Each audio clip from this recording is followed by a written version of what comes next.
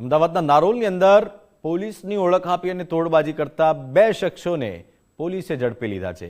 પ્રાપ્ત માહિતી મુજબ ચિરીપાલ કંપનીના એક કર્મચારી જ્યારે નારોલના કડિયાણા ખાતે મજૂરોને વેતન ચૂકવી રહ્યા હતા ત્યારે અયુબ શાહ અને રવિ રાજપૂત નામના બંને આરોપીઓ ત્યાં આવી પહોંચ્યા હતા।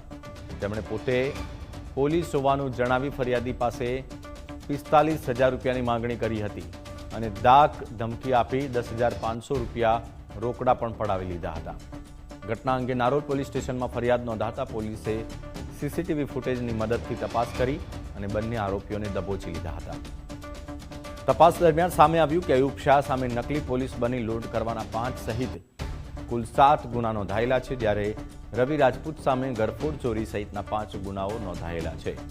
પોલીસે બંને આરોપીઓની ધરપકડ કરી અને કાયદેસરની કાર્યવાહી કરી છે।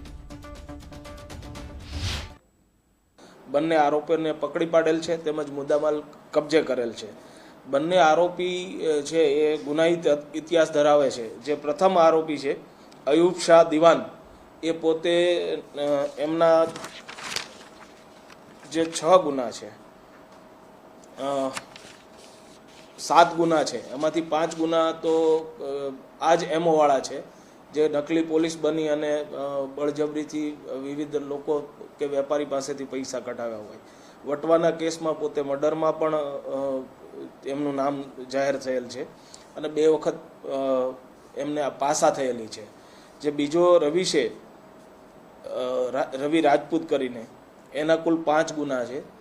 એની ગુનાની એમઓ એ પોતે ચોરી, વ્હીકલ ચોરી અને ઘરફોડ ચોરીમાં એમના 5 ગુનાનો ઇતિહાસ બતાવે છે।